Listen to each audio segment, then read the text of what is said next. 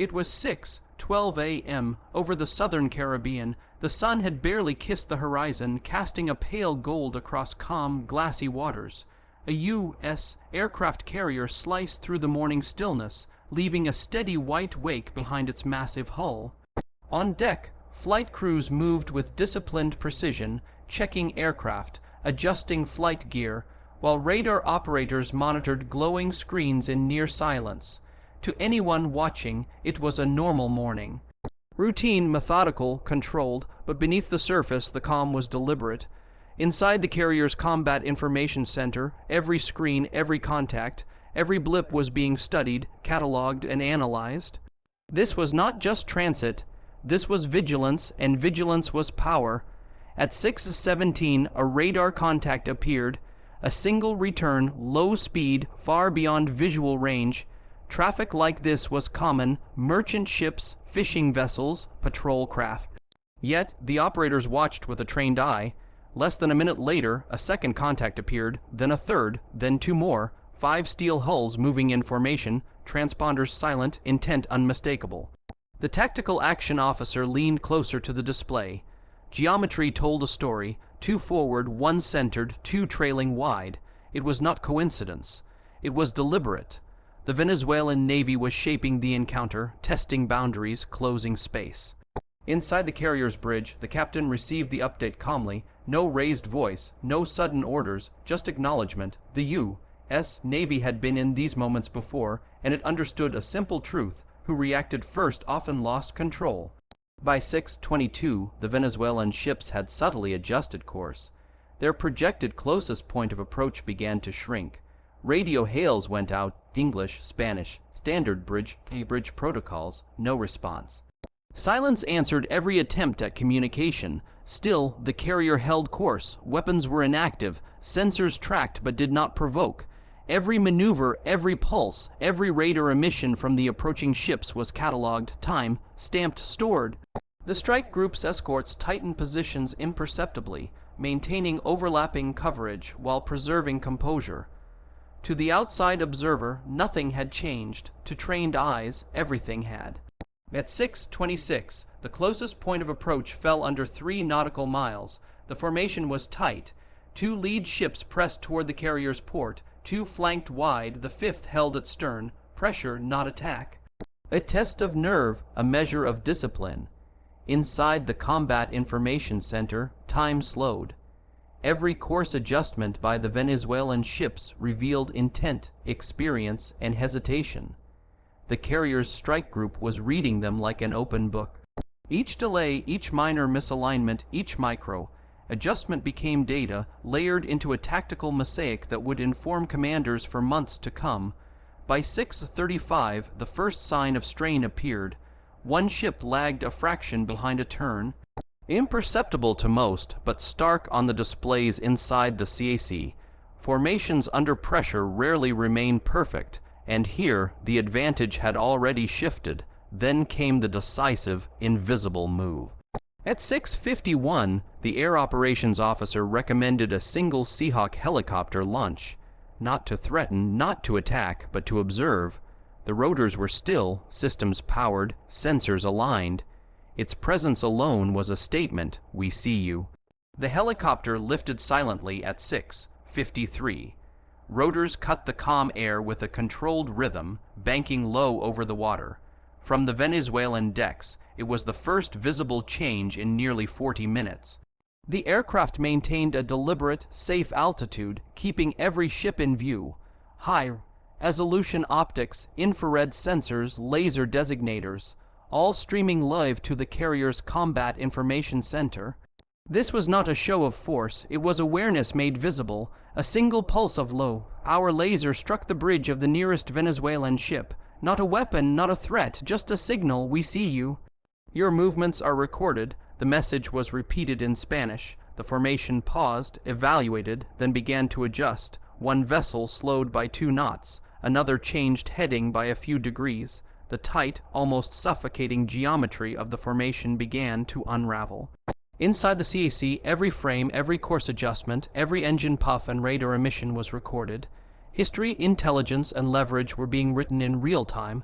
By 7:04, the 5 Venezuelan warships were no longer converging. Their speeds normalized, distances widened, and the pressure dissolved without a shot fired. No alarms, no warnings, no dramatic maneuvers. The carrier had remained steady, a rock amidst encroaching steel. This encounter, silent and disciplined, delivered its lesson. Modern naval power is not measured solely in firepower. It is measured in control of information, of tempo, of the decision-making space. The U.S. Navy demonstrated that restraint is not weakness. It is a weapon, one that operates quietly, invisibly, and with precision. Through patience, the carrier strike group forced the Venezuelan ships to make the first adjustments. Every small move revealed capability, hesitation, and intent. Every microcorrection, every millisecond of response, became intelligence. The longer the engagement lasted, the more one-sided it became. The U.S. Navy did not flinch. It did not react, and in doing so, it controlled the encounter. By the time the Seahawk returned, the tactical picture was complete. The Venezuelan ships had disengaged professionally, without panic, without escalation. The encounter ended not with explosions or headlines, but with clarity. Discipline and observation had prevailed over pressure. For the sailors aboard the carrier, the day continued as if nothing had happened. Routine operations, meals, drills. But above deck, in the CAC, and in intelligence centers across the Navy, the encounter would be analyzed for years. It became a textbook example of gray zone conflict. How dominance is exercised not through fire, but through restraint. How control is asserted without a single missile. How silence can carry more authority than aggression. The Caribbean returned to calm, the formation dispersed. The carrier's wake stretched behind it like a reminder of unseen power, and the lesson was clear. In modern naval warfare, the side that stays calm, observes, and records defines the outcome. 5 warships tried to shape the moment. Instead, the moment shaped them, and in that quiet, deliberate control, the U.S. Navy demonstrated a truth that echoes far beyond the horizon. In the gray zone of modern conflict, patience, discipline, and awareness are the deadliest weapons of all. It was 6:12 a.m. over the southern Caribbean. The sky was a pale, misty gold. Calm waters stretched endlessly, glassy and undisturbed. A U.S. aircraft carrier moved steadily through the sea, its massive hull cutting a perfect path through the morning light. On deck, sailors went about their routine with precision. Flight crews preparing aircraft, radar operators scanning quietly, every movement rehearsed, every glance purposeful. To the untrained eye, it was ordinary. Routine, calm, but inside the carrier's combat information center, the calm was deliberate. Every blip on the screen, every radar contact, every faint emission was being tracked, logged, and analyzed. This was not a routine transit. This was controlled awareness in motion. At 6:17, a contact appeared on radar. A small surface return, far out, moving slowly. Nothing unusual, or so it seemed, but then a second appeared. A third, and soon 5 steel hulls, moving in loose formation, began closing the distance.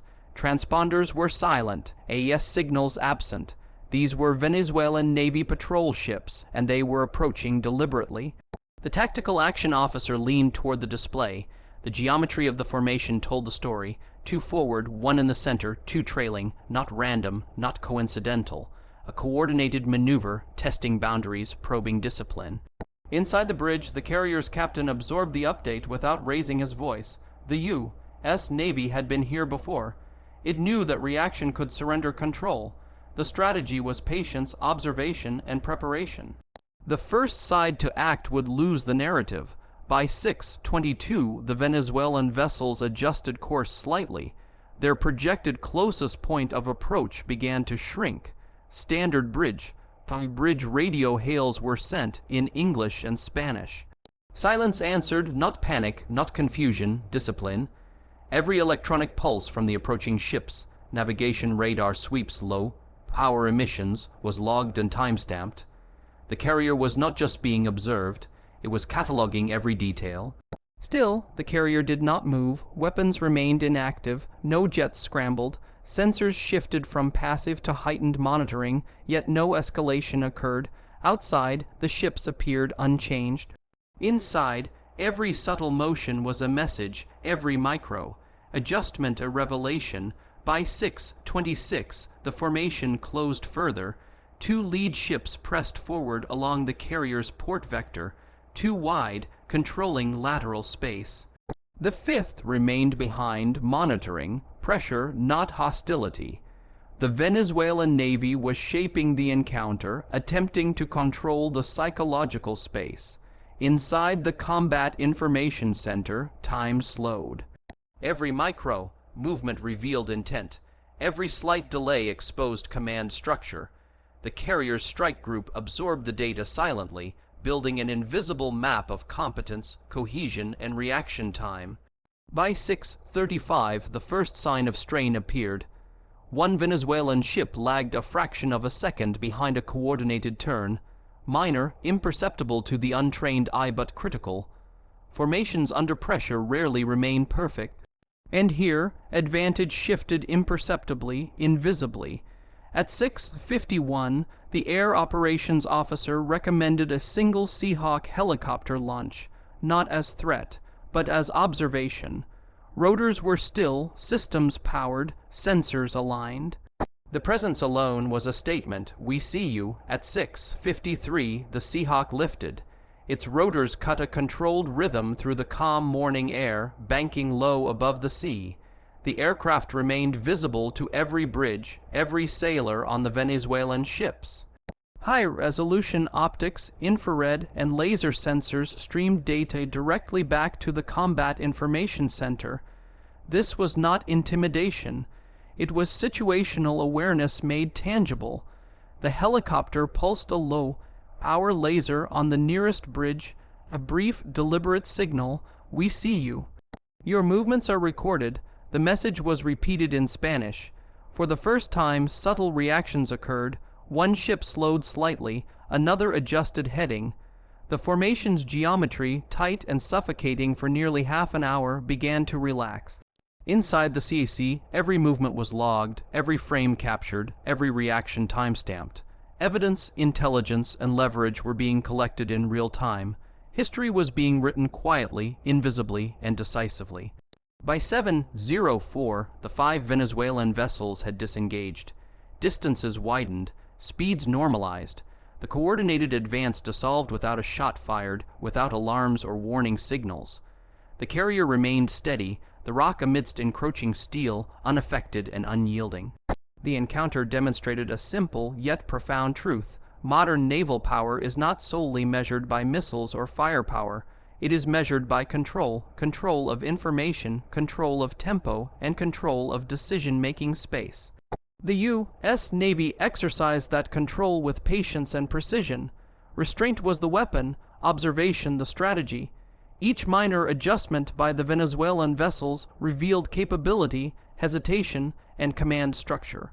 The longer they pressed, the more one-sided the encounter became. The carrier did not flinch, it did not maneuver, and in doing so it forced the Venezuelan Navy to continuously adjust, revealing its methods, exposing its limits, and yielding intelligence. When the Seahawk returned to deck, the tactical picture was complete. The Venezuelan formation had pulled away professionally, without panic. The encounter ended not with dramatic explosions or headlines, but with clarity and control, a measured victory in the gray zone. For the sailors, the day continued as normal. Routines resumed, flight operations, meals, drills. But at higher levels, planners, analysts, and commanders reviewed every detail. This was a textbook demonstration of gray zone conflict. Dominance without fire, influence without aggression.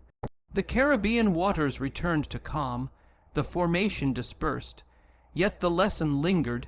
In modern naval warfare, silence, discipline, and observation are more powerful than any weapon.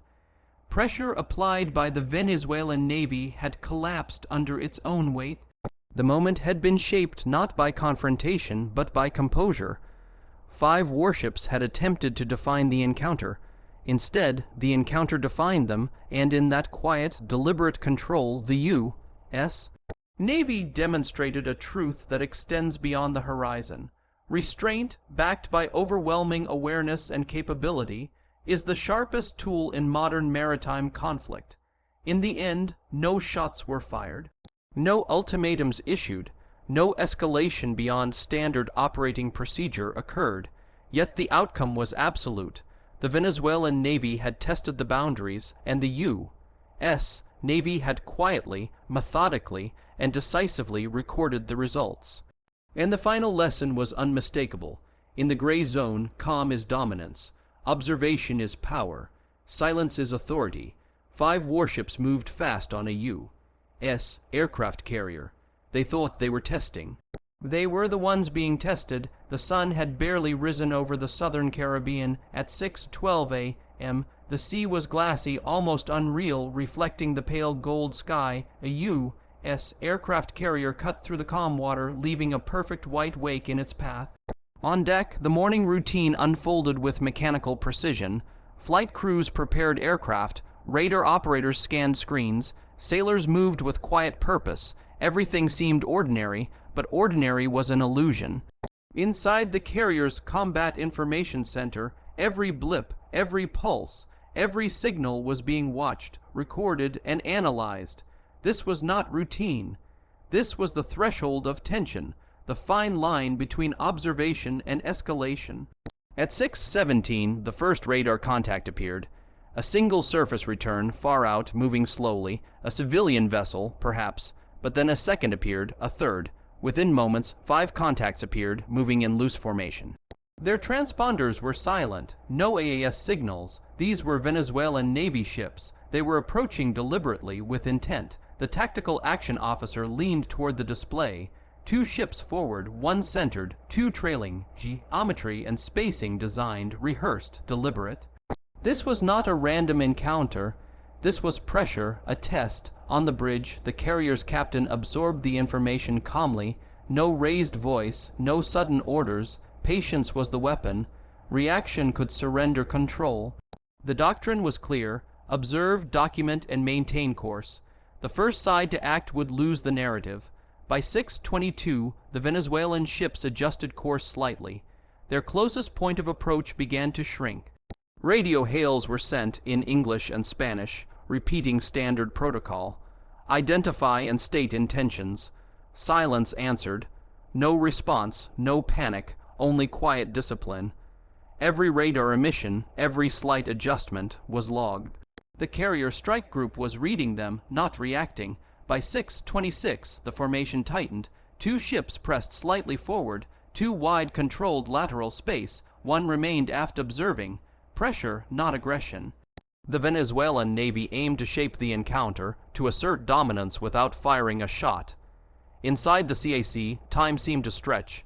Every movement revealed intent. Every fraction of a second delay hinted at command structure, coordination, and decision-making ability. The carrier strike group absorbed the data silently, building a tactical map invisible to the opposing crews. At 6:35, the first signs of strain appeared. 1 Venezuelan ship lagged slightly in a turn, minor, nearly imperceptible, but critical. Formations under pressure rarely remain perfect.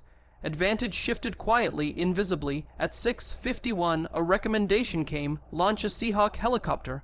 Not as threat, not to intimidate, but to observe. Rotors remained locked. Sensors powered and aligned. The presence alone was a statement: we see you. By 6:53, the Seahawk lifted. Its rotors cut a steady rhythm over the calm water, banking low. The aircraft remained visible to all bridges, all crews. High-resolution optics, infrared, and laser sensors streamed data back to the carrier's CC. This was situational awareness made visible, tactical dominance expressed quietly. A lope, our laser pulsed briefly on the lead ship's bridge. Not a weapon, not a threat, a signal: we see you. Your movements are recorded. Repeated in Spanish, the formation responded immediately. 1 ship slowed slightly, another adjusted heading. Tight geometry began to unravel. Inside the CAC, every motion was catalogued. Every turn, every throttle change, every signal became data, evidence, and leverage. History was being written in silence. By 7:04, the 5 Venezuelan vessels had disengaged. Distances widened, speeds normalized. What had begun as a coordinated pressure test dissolved without conflict. The carrier remained steady, the unflinching rock amidst the encroaching steel. The encounter demonstrated a profound truth. Modern naval power is measured not just in firepower, but in control. Control of information, control of tempo, control of decision-making space. The U.S. Navy had exercised this control with quiet precision. Restraint, patience, and discipline had become the decisive weapon. Every small correction from the Venezuelan ships revealed capability, hesitation, and command structure. The longer they pressed, the more one-sided the encounter became. The carrier did not react, forcing the opposing navy to continuously adjust, revealing its methods, exposing its limits, yielding intelligence without a shot fired. When the Seahawk returned, the tactical picture was complete. The Venezuelan formation had pulled away, professional and controlled. The encounter ended without alarms, explosions, or drama, but the victory was clear. Discipline, observation, and procedural rigor had prevailed over audacious pressure. For the crew, routine resumed. Flight operations continued, meals were served, drills maintained, but higher command reviewed every detail. This was a textbook demonstration of Gray's own conflict. Dominance without fire, influence without aggression. The Caribbean waters returned to calm. The Venezuelan ships resumed normal transit. Yet the lesson lingered. In modern naval warfare, silence, composure, and observation outweigh firepower. Pressure collapses under control. Escalation can be denied without a shot. 5 warships attempted to define the encounter. Instead, the encounter defined them. Control, patience, and precision ensured dominance. Restraint, backed by overwhelming capability, became the sharpest tool in modern conflict. No missiles fired, no ultimatums issued, no rules violated. The outcome was decisive. The Venezuelan Navy had tested boundaries. The U.S. Navy had quietly documented and controlled the moment. The encounter was a lesson in modern naval strategy. Dominance does not need spectacle. For analysts and planners, this morning was invaluable. Every correction, every hesitation, every course change and omission became part of a living intelligence archive. Gray's own engagements accumulate. They form patterns. They teach lessons that shape doctrine. The Venezuelan Navy had tried to apply pressure. The U.S. Navy had absorbed it without yielding control. Silence had become the weapon, patience the tactic, observation the victory. And in that calm, deliberate control, the message was clear. In the gray zone, composure is power, patience is dominance, and restraint is authority. The moment had been defined not by confrontation, but by the ability to maintain control when tested. 5 ships had advanced. The carrier had not flinched. By the end, the moment shaped the approaching vessels, not the other way around. In modern naval conflict, the quietest encounters are often the most decisive.